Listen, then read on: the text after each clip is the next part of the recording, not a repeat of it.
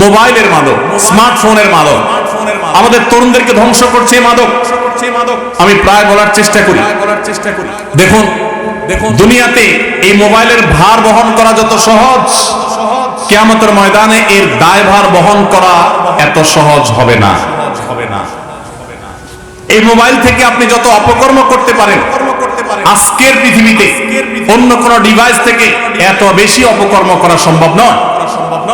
Mobile যদি কারোর নিয়ন্ত্রণহীন ব্যবহার করেন, কারোর যদি মোবাইল ব্যবহারে ন্যূনতম মাত্রা জ্ঞান না থাকে, মনে রাখবেন এর দ্বারা জীবনে কোনো কিছুই সম্ভব নয়। ভাইরা আমার, আমরা বিশেষ করে সোশ্যাল মিডিয়াতে অনেক বেশি আসক্ত। আমি আমার কথা আপনাদেরকে শেয়ার করতে চাই। আমার এই সেটে ফেসবুক বা ইউটিউবের কোনো অ্যাপ নেই। আপনারা জানেন আমার একটা ভেরিফাইড ফেসবুক পেজ আছে, আমার ভেরিফাইড ইউটিউব চ্যানেল আছে, আমার ফাউন্ডেশনের কার্যক্রম সোশ্যাল মিডিয়ার মাধ্যমে আমি পরিচালনা করতে হয়, কিন্তু মোবাইলে আমি সেগুলো করি না। কেন? কারণ মোবাইলে যদি সোশ্যাল মিডিয়ার অ্যাপগুলো থাকে তখন প্রয়োজনে অপ্রয়োজনে ব্যবহার করা হয়, সময়ের অপচয় হয়। আমাদের জীবনটা অনেক দামি, অনেক মূল্যবান। এই যৌবন বয়সে আমাদের সমাজকে, আমাদের পরিবারকে, বিশ্ব মানবতাকে, মুসলিম জাতিকে অনেক কিছু দেওয়ার সুযোগ আছে, কিন্তু এই মোবাইল ফোনের আসক্তি আমার সবকিছুকে ধ্বংস করে দিচ্ছে। অতএব এটাকে নিয়ন্ত্রণ করার চেষ্টা করতে হবে। মনে রাখবেন, মোবাইল ফোনে আসক্ত কোনো মানুষ দ্বারা জীবনে বড় কোনো কাজ করা সম্ভব নয়। আমি বাংলাদেশের প্রথম সারির একটা ব্যবসা প্রতিষ্ঠান, 1, 2, 3 হবে, 1, 2, 3 এর মধ্যে থাকবে, এরকম একটা ব্যবসা প্রতিষ্ঠানের মালিকের সাথে, মালিক পক্ষের সাথে একটা মিট ছিল আমার। সেই মিটিং এ আমাকে যিনি পরিচয় করা দিচ্ছেন, তিনি পরিচয় করা থেকে বলেছেন যে হুজুরের অনেক বক্তব্য সোশ্যাল মিডিয়াতে আছে ইত্যাদি ইত্যাদি। তখন ওই ভদ্রলোক তিনি বললেন যে সরি, আমি ওনাকে চিনতে পারিনি। তো আমাকে যখন উনি চিনে নাই, স্বাভাবিকভাবে আমার কাছে একটু খারাপ লাগায় কাজ করছে। লোকটা আমাকে চিনলো না, প্রথম সারির ব্যবসায়ী, আর আমাকে চিনলো না, তার মানে তার সোশ্যাল মিডিয়াতে কোনো বিচরণ নাই। তখন উনি সাথে সাথেই নিশ্চিত করলেন যে ভাই, সত্যি বলতে আমার ফেসবুক বা ইউটিউবে কখনো ঢোকার সুযোগ হয় না, এবং এই অ্যাপগুলোই মোবাইলে নাই। তার এই কথা শোনার পর আমার আবার ওই যেটুকু কষ্ট হয়েছে সেটুকু ভালো লাগায় পরিণত হয়ে গেছে এবং রূপান্তর হয়ে গেছে। কোন প্রতিষ্ঠিত মানুষ যার দ্বারা বড় কিছু করা সম্ভব হয়েছে, মোবাইলে আসক্ত ছিল সে, এটা কোনোদিনই সম্ভব নয়। যারা মোবাইলে সারাদিন ঘন্টাকে ঘন্টা স্ক্রল করতে থাকেন, এইভাবে অনুবীক্ষণ যন্ত্র দিয়ে যদি দেখা হয়, তাহলে আমাদের আঙ্গুলের এই জায়গাটা দেখা যাবে ক্ষয় হয়ে গেছে। কারণ এই মোবাইল স্ক্রিনে এই পরিমাণ ঘষা হয়, ঘষতে ঘষতে ঘষতে ঘষতে আপনি লক্ষ্য করবেন ফেসবুক বা ইউটিউবে আপনি যখন এগুলো টানতে থাকেন, এটার কোনো এন্ডিং নেই, শেষে এসে ঘুরতে থাকে, মানে লোড হচ্ছে, আপনি অপেক্ষা করেন। কোন এন্ডিং আছে? এন্ডিং নেই। তার মানে কি? এটা মানুষের জীবনের জন্য ধ্বংসাত্মক, অর্থাৎ এই নেশা, আসক্তি। আপনি সোশ্যাল মিডিয়া ব্যবহার করেন, মোবাইলকে আপনি ব্যবহার করেন, মোবাইল যদি আপনাকে ব্যবহার করে তাহলে আপনার ধ্বংস নিশ্চিত। অতএব কোনোভাবেই আপনি মোবাইলের আসক্তি থেকে বের হতে না পারলে আপনার জীবনে ভালো কিছু করা সম্ভব হবে না। সবাই মোবাইলের আসক্তি থেকে বেরিয়ে আসবে তো ইনশাআল্লাহ। এই জন্য প্রথমত যারা ছাত্র মানুষ, তারা সাধারণত বাটন ফোন খুব বেশি দরকার হলে ব্যবহার করবেন, স্মার্টফোনে যাবেন না। আমি প্রায় সময় বিভিন্ন জায়গায় শেয়ার করার চেষ্টা করি। আমার 17 বছরের ছেলে আলহামদুলিল্লাহ এসএসসি পরীক্ষা দিয়েছে, হাফেজ হয়েছে, মাদ্রাসা পড়ছে। আমার এই ছেলে, তার কোনো ফোন নাই, কোচিং এ যায়, পড়তে যায়, তার কোনো ফোনের প্রয়োজন হয় না।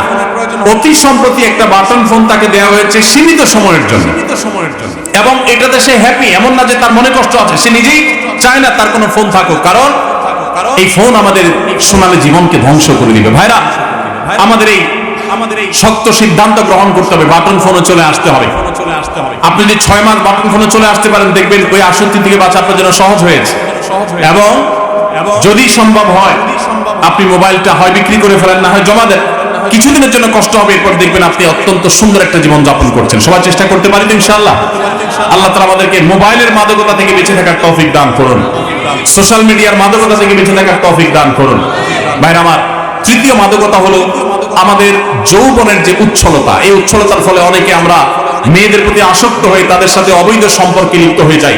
বিশেষ করে পশ্চিমা সভ্যতার যে থাবা, এই থাবা মিডিয়ার মাধ্যমে, নাটকের মাধ্যমে, সিনেমার মাধ্যমে, নানা মাধ্যমে আমাদের সমাজে ছেয়ে গেছে, যার কারণে আমাদের তরুণদের চরিত্র ধ্বংসের দ্বারপ্রান্তে চলে গেছে। আমি আপনাদেরকে আজ উদাত্ত আহ্বান করতে চাই, আপনার এই চরিত্রকে আপনি হেফাজত করুন। আমাদের প্রিয় নবী সাল্লাল্লাহু আলাইহি ওয়াসাল্লাম বলেছেন, যে ব্যক্তি তার দুটি অঙ্গকে হেফাজত করার, এটাকে অপাত্রে ব্যবহার না করার ব্যাপারে সংকল্প করবে আর এই দুটি অঙ্গের দায়িত্ব নিবে, নবী সাল্লাল্লাহু আলাইহি ওয়াসাল্লাম বলেছেন আমি তার জান্নাতের দায়িত্ব নিলাম। তার একটি হলো ঠোঁট, মুখ। এই মুখ দিয়ে সে কখনো মাদক গ্রহণ করবে না, মুখ দিয়ে মিথ্যা বলবে না, মুখ দিয়ে গালমন্দ করবে না, মুখ দিয়ে মন্দ কথা বলবে না, গায়ের জোর খাটাবে না, মাস্তানি খাটাবে না, গুন্ডামি করবে না, অপরাধ করবে না, বেয়াদবি করবে না, এই মুখ দিয়ে কোনো অন্যায় করবে না।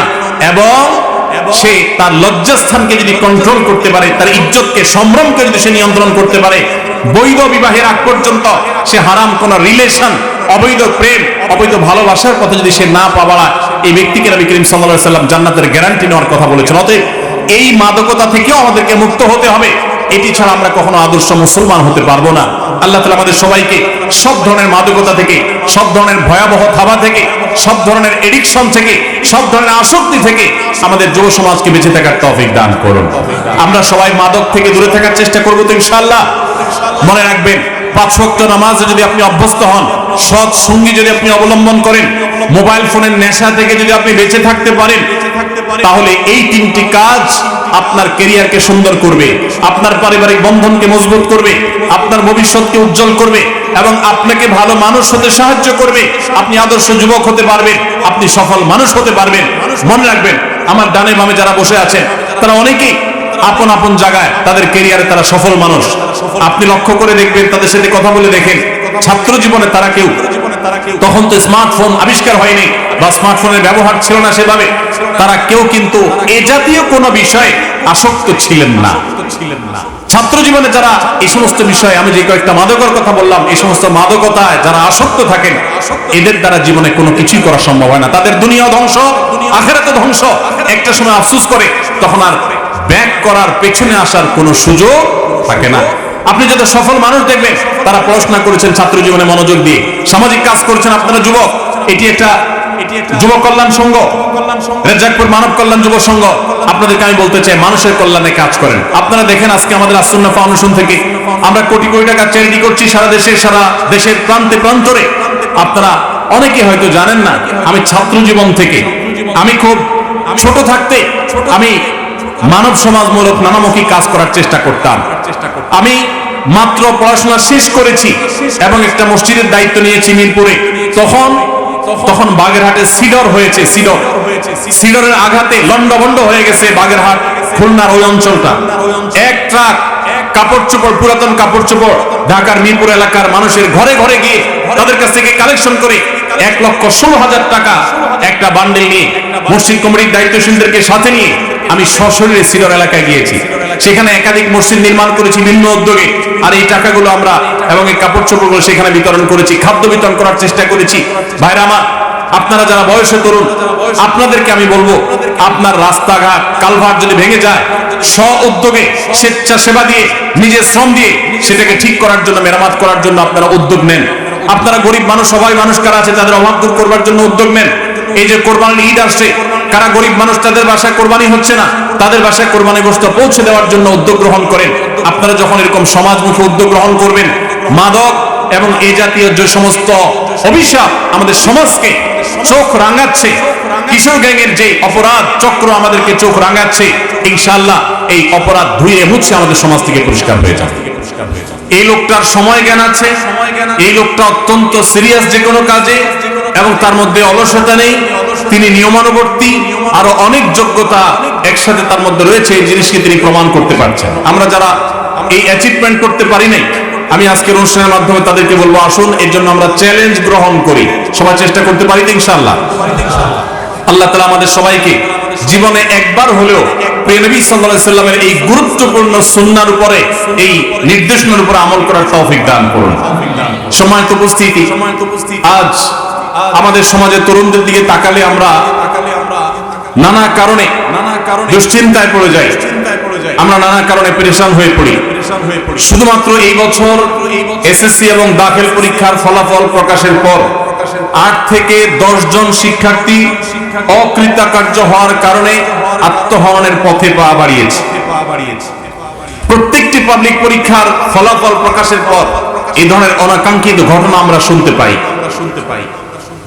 আমাদের মধ্যে যারা বয়সের তরুণ, সে সমস্ত তরুণ এবং যুবক বন্ধুদেরকে বলতে চাই, মা বাবা একটি সন্তানকে তিল তিল করে কিভাবে গড়ে তোলেন, কিভাবে তাদেরকে মানুষের মতো মানুষ করেন, তার জন্য তাদের কত শ্রম, কত মেধা, কত ভালোবাসা, কত তাদের অবদান এর পেছনে তাদের থাকে, সেটি আমরা অনেকে বুঝতে পারি না। আর যার কারণে আমরা সামান্য একটু দুশ্চিন্তায়, সামান্য একটু বিপদে আমরা আত্মহননের পথে পা বাড়াই। অথচ আমরা জানি ইসলাম যে সমস্ত বিষয়গুলোকে মহাপাপ হিসাবে, সবচেয়ে বড় অপরাধ হিসাবে গণ্য করেছে, সেই বড় অপরাধগুলোর মধ্যে থেকে একটা হলো আত্মহত্যা। আত্মহত্যা কেন মহাপাপ? কারণ একজন মানুষ আত্মহত্যা তখনই করে যখন সে সকল আশা ছেড়ে দেয়। একজন ইমানদার তিনি কখনো নিরাশ হওয়ার কোনো সুযোগ নেই। ইমানদার কখনো আশা ছাড়তে পারে না। সমস্ত দুয়ার বন্ধ হয়ে গেলেও, সকল পথ বন্ধ হয়ে গেলেও, আমার দেয়ালে পিঠ থেকে গেলেও আল্লাহ রাব্বুল আলামিন ওই জায়গা থেকে আমাকে ব্যাক করাতে পারেন কি পারেন না? আল্লাহর কাছে অসম্ভব বলতে কিছু আছে? এই পৃথিবীতে শত সহস্র মিরাকল, শত সহস্র অলৌকিক ঘটনা আমাদের চোখের সামনে দিয়ে অনবরত ঘটে। আমরা একটু চোখ মেলে তাকালে দেখতে পাবো বহু অসম্ভব ধরনের কঠিন কঠিন ঘটনার সাক্ষী আমাদের এই দুই চোখ। অতএব আমরা সর্বাবস্থা আল্লাহর প্রতি আস্থাশীল থাকবো। আমাদের জীবনের পরীক্ষা সামগ্রিক জীবনের তুলনায় খুবই ক্ষুদ্র একটি পার্ট জীবনের। অতএব এটাই জীবনের একমাত্র বিষয় নয়। এই পরীক্ষাকে কেন্দ্র করে যারা ডিপ্রেসড হয়ে যাচ্ছেন, যারা দুশ্চিন্তায় পড়ে যাচ্ছেন, বা কেউ কোনো কারণে সমাজে অপমানিত হয়ে আত্মহননের পথে পা বাড়াবার মতো এরকম মহা অপরাধের চিন্তা যারা করছেন, তাদেরকে বলতে চাই, আল্লাহ তাআলা বলেছেন কোরআনে কারীমে, ওয়ালা ইয়াইয়াস মির রাউহিল্লাহি ইল্লাল কওমুল কাফিরুন, আল্লাহর রহমত থেকে যারা অবিশ্বাসী, যারা বেঈমান, তারা ছাড়া কেউ কখনো নিরাশ হতে পারে না। যাদের আল্লাহর প্রতি বিশ্বাস নেই তারা আশা ছেড়ে দিতে পারে, কিন্তু আপনি আমি যারা আল্লাহর প্রতি বিশ্বাস করি, আমরা ভরসা করবো আল্লাহর প্রতি যে আমার দেয়ালে পিঠ থেকে গেছে, একটা বিপদ হয়েছে, আরেকটা সুদিন আমার আসবে, একটি সমস্যা হয়েছে, বহু সুবিধা আমার জীবনে আসবে। আল্লাহ বলেছেন ইন্নামা আল উসরি ইসরা, নিশ্চয়ই কষ্টের সাথেই মানুষের সুখ রয়েছে, দুঃখের সাথেই সুখ রয়েছে, মানুষের বিপদের সাথেই মানুষের বিপদ মুক্তির উপায়ও রয়েছে। এই জন্য একজন ইমানদার কখনো ডিপ্রেশনে পড়তে পারে না। সময় তো উপস্থিতি, আজ আমাদের তরুণ প্রজন্মের সামনে শত সহস্র বাধা রয়েছে। এর মধ্যে সবচেয়ে বড় বাধা হলো মাদকের বাধা।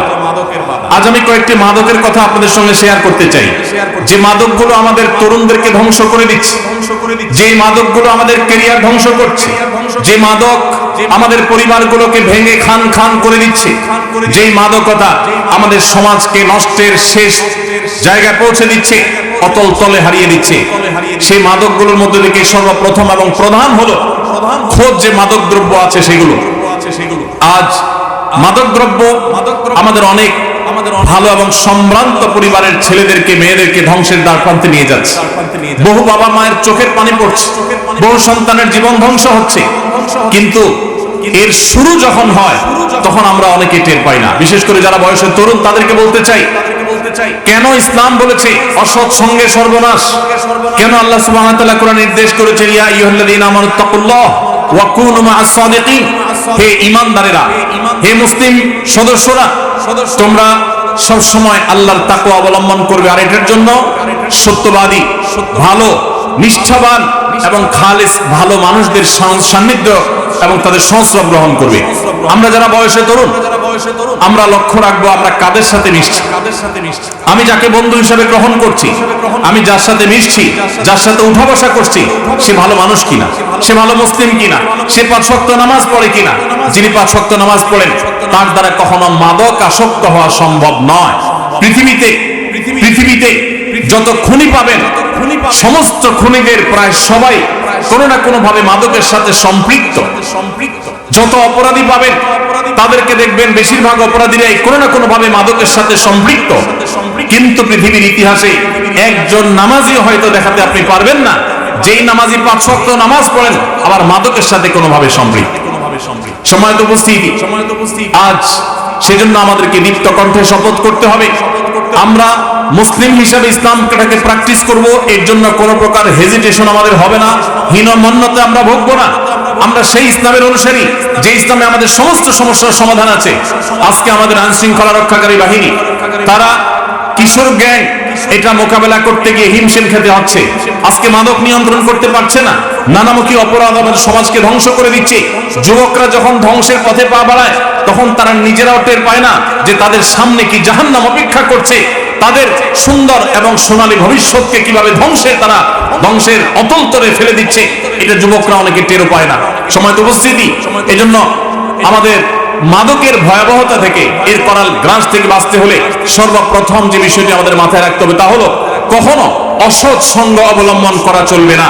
সব সময় নামাজি, দিনদার, আল্লাহর সঙ্গীকে সঙ্গী হিসাবে গ্রহণ করতে হবে। মনে রাখবেন, কেউ জীবনে প্রথম মাদকের যে সমস্ত ট্যাবলেট গুলো আছে, যে সমস্ত সিরাপ গুলো আছে, এগুলো সেবন করা শুরু করে দেয় না। এগুলো প্রথমে শুরু করে না। মাদকের শুরু হয় সাধারণত একেবারে শুরু হয়ে থাকে অসৎ সঙ্গী, খারাপ বন্ধু, তাদের সাথে আড্ডাবাজির মধ্য দিয়ে। এরপরে মাদকের দ্বিতীয় ধাপে এসে ধূমপায়ী বন্ধুদের পালায় পড়ে ধূমপান করে, এটা হলো মাদকের দ্বিতীয় ধাপ। মাদকের তৃতীয় ধাপে মানুষ একটা পর্যায়ে গিয়ে মাদক দ্রব্যের দিকে হাত বাড়িয়ে ফেলে। অতএব আমরা প্রথম থেকে যেন বাদ দেই, ইসলাম সেই শিক্ষা দিয়েছে। দেখুন, ইসলাম বলেছে লা তাকরাবুজ জিনা, তোমরা ব্যভিচারের কাছেও যেও না। একজন নারী তিনি সম্মানিতা, একজন নারী তিনি মা, তিনি বোন, নারীকে সম্মান করতে হবে। সেজন্য নারী কোনোভাবে যৌন নিগ্রহের শিকার যেন না হয়। আল্লাহ তাআলা আমাদেরকে বলেছেন ওয়ালা তাকরাবুজ জিনা, তোমরা জেনার কাছেও যেও না। কেন আল্লাহ বলেছেন জেনার কাছেও যেও না? কারণ আল্লাহ জানেন জেনা, ব্যভিচার এমন অপরাধ, এগুলো সরাসরি কেউ লিপ্ত হয় না, কাছাকাছি যায়, তারপরে মানুষ সেই অপরাধে লিপ্ত হয়। অতএব জেনার কাছেও যেতে আল্লাহ তাআলা নিষেধ করেছেন, তার মানে আগে থেকে বাদ দিতে বলেছেন। আপনি কোন অপরাধ এর দিকে পা বাড়াতে পারেন, কোন অপরাধের দিকে আপনি ধাবিত হতে পারেন, তার পথগুলো আগে থেকে রুদ্ধ করা এবং বন্ধ করার নির্দেশ কিন্তু ইসলাম দিয়েছে। সম্মানিত উপস্থিতি, এজন্য সমস্ত অপরাধ এগুলো আগে থেকে বন্ধ করার, আগে থেকে সেগুলোর দ্বারগুলোকে বন্ধ করার নির্দেশনা ইসলাম দিয়েছে। আপনি দেখবেন আজ এই ভোগবাদী সমাজে একদিকে বিজ্ঞাপনী বিলবোর্ডে, একদিকে সংবাদের মাধ্যম নামে, একদিকে বিনোদনের নামে, শিক্ষার নামে, নানা নামে আমাদের যুবকদেরকে ব্যভিচারের পথে পরিচিত করা হচ্ছে, তাদেরকে উদ্বুদ্ধ করা হচ্ছে, তাদেরকে নানাভাবে উস্কে দেওয়া হচ্ছে, তাদের চরিত্রকে তারা ঠিক যেন রাখতে না পারে সেভাবে নানাভাবে আজ সংস্কৃতির নামে, বিনোদনের নামে, নাটকের নামে, সিনেমার নামে, বিজ্ঞাপনের নামে, প্রচারের নামে, নিউজের নামে, নানা নামে আজ সেখানে নারীকে উপস্থাপন করা হচ্ছে, যার কারণে যুবকরা বিপদগামী হয়ে যাচ্ছে, ধ্বংসের অতল তলে হারিয়ে যাচ্ছে। আর এই জন্য সমস্ত অপরাধের ব্যাপারে ইসলামের মূল নীতি হলো যে আগে থেকে বাদ দেওয়া। যে অপরাধে আমি পতিত হতে পারি, আগে থেকে সাবধান থাকা। আপনি যদি কোনো খারাপ সঙ্গীর সংস্রবে যান, তাহলে আপনি একসময় মাদক আসক্ত হবেন, আপনি একসময় খুনি হতে পারেন, আপনি একসময় সন্ত্রাসী হতে পারেন। ভাইরা আমার, আমাদের এই প্রিয় স্বদেশকে, প্রিয় মাতৃভূমিকে, এই সোনালী দেশকে যদি আমাদের সাজাতে হয়, মুসলিম হিসেবে মুসলমানের মুখকে যদি উজ্জ্বল করতে হয়, তাহলে আমাদের যুব সমাজকে ঘুরে দাঁড়াবার কোনো বিকল্প পথ খোলা নেই। যুবক ভাইরা, আপনাদেরকেই শপথ করতে হবে, মাদকের বিরুদ্ধে দাঁড়াতে হবে। মনে রাখবেন, মাদক মানুষের বিবেককে ধ্বংস করে দেয়। মানুষের বিবেক লোপ পেয়ে যায় মাদক আসক্তির মাধ্যমে, মাদক সেবনের মাধ্যমে। বিবেক হলো আল্লাহ তাআলার সবচেয়ে বড় নিয়ামত। যেই দ্রব্য গ্রহণ করার মাধ্যমে মানুষ অস্বাভাবিক হয়ে যায়, মানুষ পাগল হয়ে যায়, মানুষ বিকৃত মস্তিষ্ক হয়ে যায়, মানুষের স্বাভাবিকত্ব থাকে না, সেটা কখনো সুখাদ্য, সেটা কখনো সুপানীয় হতে পারে না, সেটা কোনো আদর্শ খাবার বা পানীয় হতে পারে না। কোরআনে আল্লাহ রাব্বুল আলামিন বারবার সাবধান করেছেন, কারণ মানব জাতির ধ্বংসের জিনিসগুলো সম্পর্কে আল্লাহ তাআলা আমাদেরকে সাবধান করেছেন। আল্লাহ তাআলা আমাদের প্রতি দয়ালু। ভাইরা আমার, গোটা পৃথিবীতে যত মানুষ দেখবেন, এর মধ্যে যারাই মাদকের সাথে কোনো না কোনোভাবে ইনভলভ হয়েছেন এবং মাদকাসক্ত হয়েছেন এবং মাদকে ইউজ টু হয়ে গেছেন, এই মানুষগুলো তারা নিজেদের বিপদের কারণ হয়েছে, তারা সমাজের বিপদের কারণ হয়েছে, তারা ধ্বংস টেনে এনেছে নিজের এবং পরিবারের এবং দেশের এবং মানব সভ্যতার ধ্বংস তারা টেনে এনেছে। ইসলাম এমনিতে নিষেধ করেনি। ভাইরা আমার, আপনারা জানেন যে মাদক যারা গ্রহণ করে, এদের বডিতে ইমিউন সিস্টেম উইক হয়ে যায়, দুর্বল হয়ে পড়ে। যারা মাদক আসক্ত থাকে, তাদের শরীরে রোগ প্রতিরোধ ক্ষমতা কমে যায়, দুর্বল হয়ে যায়। আমি শুধু একটা ছোট এক্সাম্পল আপনাদেরকে দিতে চাই। এই যে কোভিড-19 হলো, আপনারা দেখেছেন আমেরিকার মতো দেশ, ইটালির মতো দেশ, উন্নত বিভিন্ন দেশগুলো, তারা রীতিমতো এই কোভিড-19 এর আঘাতে পর্যুদস্ত হয়ে পড়েছে, তাদের সিস্টেম মুখ থুবড়ে পড়েছে। আমাদের পার্শ্ববর্তী দেশ ভারতের দিল্লিতে লাশ সৎকার করার সিস্টেম ভেঙে পড়েছিল, লাশের স্তূপ হয়ে যাচ্ছিল, লাশ সৎকার করার মতো ব্যবস্থা হচ্ছিল না, সেটা নিয়ন্ত্রণ করা যাচ্ছিল না, এত বেশি মানুষ মারা গেছে। আপনারা অবাক ভরে লক্ষ্য করেছেন তুলনামূলকভাবে মুসলিম দেশগুলো কোভিড-19 এর এই আঘাত থেকে তুলনামূলকভাবে অনেক কম ক্ষতিগ্রস্ত হয়েছে। এবং স্পেশালি আমি যদি বলতে চাই, আমাদের প্রিয় মাতৃভূমি, আমাদের প্রিয় স্বদেশ বাংলাদেশ, এখানে কোভিড-19 কিন্তু উল্লেখযোগ্য তেমন কোনো ক্ষতি হয়নি। আমরা দেখেছি যে ইউরোপিয়ানদের কাছে, আমেরিকানদের কাছে অনেক ভালো মাস্ক ছিল, তাদের কাছে 3 লেয়ারের মাস্ক ছিল, অনেক স্বাস্থ্যসম্মত, এবং তাদের অনেক ভালো ভালো মাস্কের পাশাপাশি আপনার স্যানিটাইজার ছিল, তাদের হসপিটাল, তাদের চিকিৎসা ব্যবস্থা সবকিছু উন্নত ছিল। আমাদের এই গরিব দেশ ভালো মাস্কও ছিল না, ভালো আমাদের আপনার স্যানিটাইজারও ছিল না, আমাদের হসপিটাল, আমাদের অন্যান্য যে সমস্ত সাপোর্টগুলোর দরকার হয় সেগুলোর যথেষ্ট কম আছে জনসংখ্যার তুলনায়, আমরা সবাই জানি। এরপরও আমাদের দেশে তেমন কোনো সমস্যা হয়নি। এর অন্যতম প্রধান কারণ, আপনি যদি 10টি কারণ বলেন, এই 10টি কারণের ভিতরে একটি কারণ, অন্যতম একটি কারণ অবশ্যই আমি এটা বলবো যে আমাদের দেশের মানুষ, বেশিরভাগ মানুষ তারা ধর্মে মুসলমান, এমনকি অন্য ধর্মাবলম্বীও যারা আছেন, তারা এদেশের মানুষেরা সাধারণ মানুষ মাদকে আসক্ত থাকে না, তারা মাদক সেবন করে না। এর ফলে আল্লাহ তাআলা তাদের শরীরের মধ্যে ইমিউন সিস্টেমকে স্ট্রং করেছেন। আপনি মিডল ইস্ট লক্ষ্য করবেন, সৌদি আরব, আপনি আরব আমিরাত এবং যে সমস্ত মুসলিম দেশগুলো, বিশেষ করে যে সমস্ত দেশগুলোতে, সৌদি আরবের কথা স্পেশালি বলতে পারি, আরো যে সমস্ত মুসলিম দেশগুলোতে সাধারণ মানুষের মধ্যে মাদক সেবনের পরিমাণ কম বা এর হারটা কম, আপনি লক্ষ্য করে দেখবেন কোভিড-19 এ তারা সবচেয়ে কম সাফার করেছে, কারণ তাদের ইমিউনিটি স্ট্রং ছিল।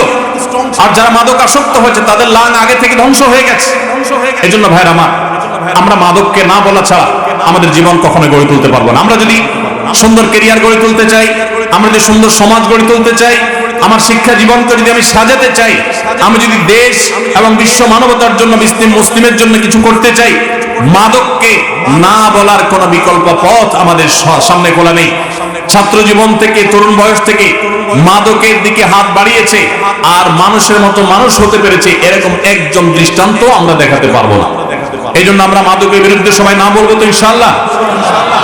এই সমাজে যৌতুক ছিল ঘরে ঘরে, জনে জনে, প্রত্যেকটা পরিবারে যৌতুকের চর্চা ছিল। আজ আনন্দের সঙ্গে আমরা বলতে পারি যৌতুককে আমরা এই সমাজ থেকে ঝেঁটিয়ে বিদায় করেছি। যৌতুক এখন আমাদের সমাজে রীতিমতো একটা দোষের ব্যাপার, এবং এটার পেছনে সবচেয়ে বেশি অবদান আমাদের প্রশাসন, আইন শৃঙ্খলা রক্ষাকারী বাহিনীদের পাশাপাশি, সে সমস্ত ভাইদের পাশাপাশি সবচেয়ে বেশি অবদান রেখেছেন আলেম সমাজ। মসজিদের মিম্বর থেকে, ওয়াজ মাহফিলের মঞ্চ থেকে যৌতুকের বিরুদ্ধে তারা স্লোগান তুলেছেন।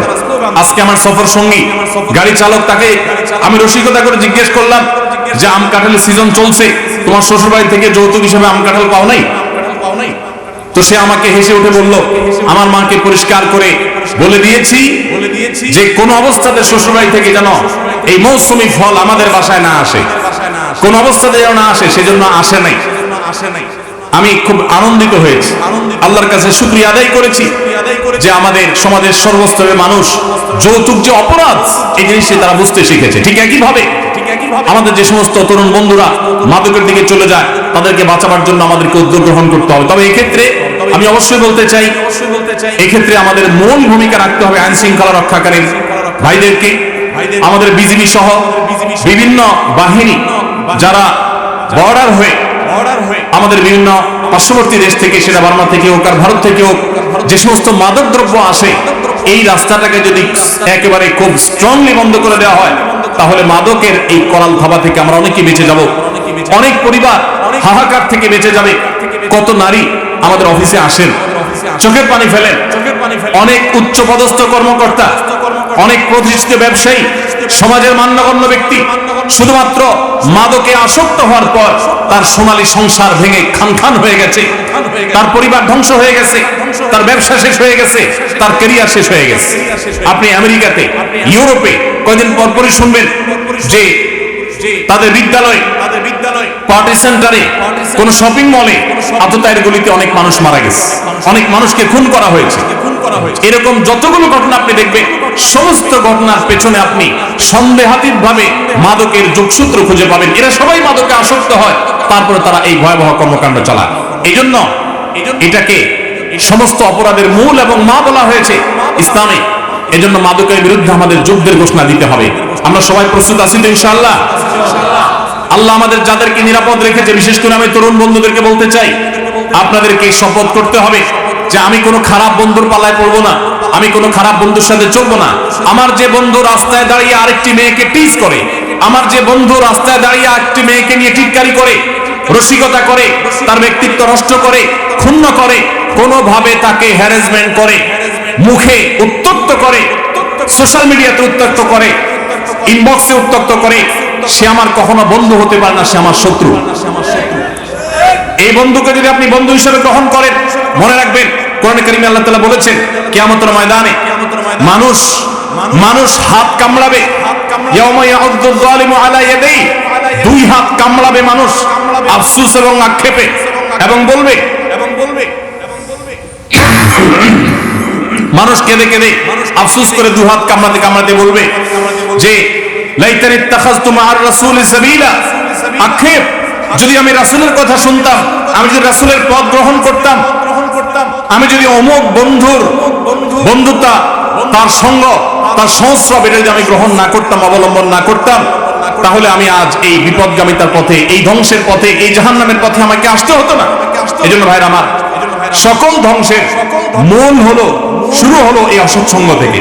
আপনার স্কুলে, আপনার কলেজে, সব জায়গায় রুচিবান বন্ধুদেরকে আপনি গ্রহণ করবেন। রুচিবান, যে সমস্ত বন্ধু অন্য মেয়েকে দেখে টিজ করে, তাদের ছবি দেখে বাজে কল্পনা জল্পনা করে, মন্তব্য করে, অশ্লীল উক্তি করে, সেটা বিভিন্ন ভাবে হোক, তাকে হ্যারাসমেন্ট করে হোক, তার অগোচরে হোক, যেভাবেই হোক না কেন, এই বন্ধু আপনাকে এড়িয়ে চলতে হবে। এই বন্ধুই আপনাকে মাদকের দিকে নিয়ে যাবে, আপনি টেরও পাবেন না। যারা মাদকে আসক্ত হয়, কেউ ইচ্ছাকৃত জেনে শুনে, এর পরিণাম জেনে ঠান্ডা মাথায় একজন মানুষ মাদকে আসক্ত হয় না।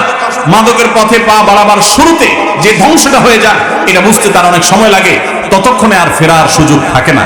এই জন্য আমরা অসৎ সঙ্গী ত্যাগ করবো তো ইনশাআল্লাহ।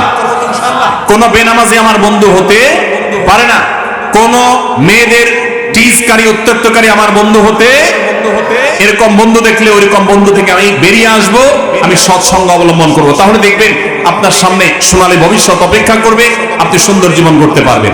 ভাইরা আমার, মাদকের মতো এরকম বিষয় যেটা নিয়ে আমাদের ঘন্টা ঘন্টা কথা বলা দরকার, কিন্তু আমাদের হাতে সময় নেই। মাদকের পাশাপাশি আরেকটি মাদকতার কথা বলতে চাই। আমি কয়েকটি মাদকের কথা বলতে পারি, যে কয়েকটি মাদক আমাদের যুব সমাজকে ধ্বংস করে দিচ্ছে।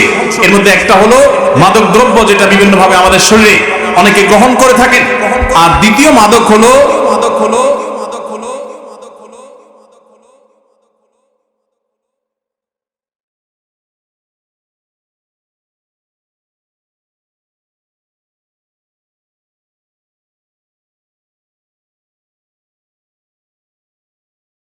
মোবাইলের মাদক, স্মার্টফোনের মাদক, আমাদের তরুণদেরকে ধ্বংস করছে এই মাদক। আমি প্রায় বলার চেষ্টা করি, দেখুন দুনিয়াতে এই মোবাইলের ভার বহন করা যত সহজ, কিয়ামতের ময়দানে এর দায়ভার বহন করা এত সহজ হবে না। এই মোবাইল থেকে আপনি যত অপকর্ম করতে পারেন, আজকের পৃথিবীতে অন্য কোন ডিভাইস থেকে এত বেশি অপকর্ম করা সম্ভব নয়। মোবাইল যদি কারো নিয়ন্ত্রণহীন ব্যবহার করেন, কারোর যদি মোবাইল ব্যবহারে ন্যূনতম মাত্রা জ্ঞান না থাকে, মনে রাখবেন এর দ্বারা জীবনে কোনো কিছুই সম্ভব নয়। ভাইরা আমার, আমরা বিশেষ করে সোশ্যাল মিডিয়াতে অনেক বেশি আসক্ত। আমি আমার কথা আপনাদেরকে শেয়ার করতে চাই। আমার এই সেটে ফেসবুক বা ইউটিউবের কোনো অ্যাপ নেই। আপনারা জানেন আমার একটা ভেরিফাইড ফেসবুক পেজ আছে, আমার ভেরিফাইড ইউটিউব চ্যানেল আছে, আমার ফাউন্ডেশনের কার্যক্রম সোশ্যাল মিডিয়ার মাধ্যমে আমি পরিচালনা করতে হয়, কিন্তু মোবাইলে আমি সেগুলো করি না। কেন? কারণ মোবাইলে যদি সোশ্যাল মিডিয়ার অ্যাপগুলো থাকে, তখন প্রয়োজনে অপ্রয়োজনে ব্যবহার করা হয়, সময়ের অপচয় হয়। আমাদের জীবনটা অনেক দামি, অনেক মূল্যবান। এই যৌবন বয়সে আমাদের সমাজকে, আমাদের পরিবারকে, বিশ্ব মানবতাকে, মুসলিম জাতিকে অনেক কিছু দেওয়ার সুযোগ আছে, কিন্তু এই মোবাইল ফোনের আসক্তি আমার সবকিছুকে ধ্বংস করে দিচ্ছে। অতএব এটাকে নিয়ন্ত্রণ করার চেষ্টা করতে হবে। মনে রাখবেন, মোবাইল ফোনে আসক্ত কোনো মানুষ দ্বারা জীবনে বড় কোনো কাজ করা সম্ভব নয়। আমি বাংলাদেশের প্রথম সারির একটা ব্যবসা প্রতিষ্ঠান 1 2 3 হবে, 1 2 3 এর মধ্যে থাকবে, এরকম একটা ব্যবসা প্রতিষ্ঠানের মালিকের সাথে, মালিক পক্ষের সাথে একটা মিট ছিল আমার। সেই মিটিং এ আমাকে যিনি পরিচয় করা দিচ্ছেন, তিনি পরিচয় করা থেকে বলেছেন যে হুজুরের অনেক বক্তব্য সোশ্যাল মিডিয়াতে আছে ইত্যাদি ইত্যাদি। তখন ওই ভদ্রলোক তিনি বললেন যে সরি, আমি ওনাকে চিনতে পারিনি। তো আমাকে যখন উনি চিনে নাই, স্বাভাবিকভাবে আমার কাছে একটু খারাপ লাগায় কাজ করছে। লোকটা আমাকে চিনলো না, প্রথম সারির ব্যবসায়ী, আর আমাকে চিনলো না, তার মানে তার সোশ্যাল মিডিয়াতে কোনো বিচরণ নাই। তখন উনি সাথে সাথেই নিশ্চিত করলেন যে ভাই, সত্যি বলতে আমার ফেসবুক বা ইউটিউবে কখনো ঢোকার সুযোগ হয় না, এবং এই অ্যাপগুলোই মোবাইলে নাই। তার এই কথা শোনার পর আমার আবার ওই যেটুকু কষ্ট হয়েছে সেটুকু ভালো লাগায় পরিণত হয়ে গেছে এবং রূপান্তর হয়ে গেছে। কোন প্রতিষ্ঠিত মানুষ যার দ্বারা বড় কিছু করা সম্ভব হয়েছে, মোবাইলে আসক্ত ছিল সে, এটা কোনোদিনই সম্ভব নয়।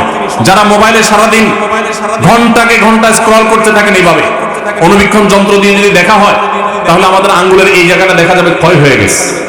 কারণ এই মোবাইল স্ক্রিনে এই পরিমাণ ঘষা হয়, ঘষতে ঘষতে ঘষতে ঘষতে আপনি লক্ষ্য করবেন ফেসবুক বা ইউটিউবে আপনি যখন এগুলো টানতে থাকেন, এটার কোনো এন্ডিং নেই, শেষে এসে ঘুরতে থাকে, মানে লোড হচ্ছে, আপনি অপেক্ষা করেন। কোন এন্ডিং আছে? এন্ডিং নেই। তার মানে কি? এটা মানুষের জীবনের জন্য ধ্বংসাত্মক, অর্থাৎ এই নেশা, আসক্তি। আপনি সোশ্যাল মিডিয়া ব্যবহার করেন, মোবাইলকে আপনি ব্যবহার করেন, মোবাইল যদি আপনাকে ব্যবহার করে তাহলে আপনার ধ্বংস নিশ্চিত। অতএব কোনোভাবেই আপনি মোবাইলের আসক্তি থেকে বের হতে না পারলে আপনার জীবনে ভালো কিছু করা সম্ভব হবে না। সবাই মোবাইলের আসক্তি থেকে বেরিয়ে আসবো তো ইনশাআল্লাহ। এই জন্য প্রথমত যারা ছাত্র মানুষ, তারা সাধারণত বাটন ফোন খুব বেশি দরকার হলে ব্যবহার করবেন, স্মার্টফোনে যাবেন না। আমি প্রায় সময় বিভিন্ন জায়গায় শেয়ার করার চেষ্টা করি। আমার 17 বছরের ছেলে আলহামদুলিল্লাহ এসএসসি পরীক্ষা দিয়েছে, হাফেজ হয়েছে, মাদ্রাসা পড়ছে। আমার এই ছেলে, তার কোনো ফোন নাই, কোচিং এ যায়, পড়তে যায়, তার কোনো ফোনের প্রয়োজন হয় না। অতি সম্প্রতি একটা বাটন ফোন তাকে দেওয়া হয়েছে সীমিত সময়ের জন্য, এবং এটাতে সে হ্যাপি। এমন না যে তার মনে কষ্ট আছে, সে নিজেই চায় না তার কোনো ফোন থাকুক, কারণ এই ফোন আমাদের সোনালী জীবনকে ধ্বংস করে দিবে। ভাইরা, আমাদের এই শক্ত সিদ্ধান্ত গ্রহণ করতে হবে, বাটন ফোনে চলে আসতে হবে। আপনি যদি 6 মাস বাটন ফোনে চলে আসতে পারেন, দেখবেন ওই আসক্তি থেকে বাঁচা আপনার জন্য সহজ হয়েছে। এবং যদি সম্ভব হয়, আপনি মোবাইলটা হয় বিক্রি করে ফেলেন, না হয় জমা দেন। কিছুদিনের জন্য কষ্ট হবে, এরপর দেখবেন আপনি অত্যন্ত সুন্দর একটা জীবন যাপন করছেন। সবাই চেষ্টা করতে পারি তো ইনশাআল্লাহ। আল্লাহ তাআলা আমাদেরকে মোবাইলের মাদকতা থেকে বেঁচে থাকার তৌফিক দান করুন, সোশ্যাল মিডিয়ার মাদকতা থেকে বেঁচে থাকার তৌফিক দান করুন। ভাইরা আমার, তৃতীয় মাদকতা হলো আমাদের যৌবনের যে উচ্ছলতা। এই উচ্ছলতার ফলে অনেকে আমরা মেয়েদের প্রতি আসক্ত হয়ে তাদের সাথে অবৈধ সম্পর্কে লিপ্ত হয়ে যাই। বিশেষ করে পশ্চিমা সভ্যতার যে থাবা, এই থাবা মিডিয়ার মাধ্যমে, নাটকের মাধ্যমে, সিনেমার মাধ্যমে, নানা মাধ্যমে আমাদের সমাজে ছেয়ে গেছে, যার কারণে আমাদের তরুণদের চরিত্র ধ্বংসের দ্বারপ্রান্তে চলে গেছে। আমি আপনাদেরকে আজ উদাত্ত আহ্বান করতে চাই, আপনার এই চরিত্রকে আপনি হেফাজত করুন। আমাদের প্রিয় নবী সাল্লাল্লাহু আলাইহি ওয়াসাল্লাম বলেছেন, যে ব্যক্তি তার দুটি অঙ্গকে হেফাজত করার, এটাকে অপাত্রে ব্যবহার না করার ব্যাপারে সংকল্প করবে আর এই দুটি অঙ্গের দায়িত্ব নিবে, নবী সাল্লাল্লাহু আলাইহি ওয়াসাল্লাম বলেছেন, আমি তার জান্নাতের দায়িত্ব নিলাম। তার একটি হলো ঠোঁট, মুখ। এই মুখ দিয়ে সে কখনো মাদক গ্রহণ করবে না, মুখ দিয়ে মিথ্যা বলবে না, মুখ দিয়ে গালমন্দ করবে না, মুখ দিয়ে মন্দ কথা বলবে না, গায়ের জোর খাটাবে না, মাস্তানি খাটাবে না, গুন্ডামি করবে না, অপরাধ করবে না, বেয়াদবি করবে না, এই মুখ দিয়ে কোনো অন্যায় করবে না। এবং সে তার লজ্জাস্থানকে যদি কন্ট্রোল করতে পারে, তার ইজ্জতকে, সম্ভ্রমকে যদি সে নিয়ন্ত্রণ করতে পারে, বৈধ বিবাহের আগ পর্যন্ত সে হারাম কোন রিলেশন, অবৈধ প্রেম, অবৈধ ভালোবাসার কথা যদি সে না পাওয়া, এই ব্যক্তিকে নবী করিম সাল্লাল্লাহু আলাইহি ওয়াসাল্লাম জান্নাতের গ্যারান্টি নেওয়ার কথা বলেছেন। অতএব এই মাদকতা থেকেও আমাদেরকে মুক্ত হতে হবে। এটি ছাড়া আমরা কখনো আদর্শ মুসলমান হতে পারবো না। আল্লাহ তাআলা আমাদের সবাইকে সব ধরনের মাদকতা থেকে, সব ধরনের ভয়াবহ থাবা থেকে, সব ধরনের এডিকশন থেকে, সব ধরনের আসক্তি থেকে আমাদের যুব সমাজকে বেঁচে থাকার তৌফিক দান করুন। আমরা সবাই মাদক থেকে দূরে থাকার চেষ্টা করবো তো ইনশাআল্লাহ।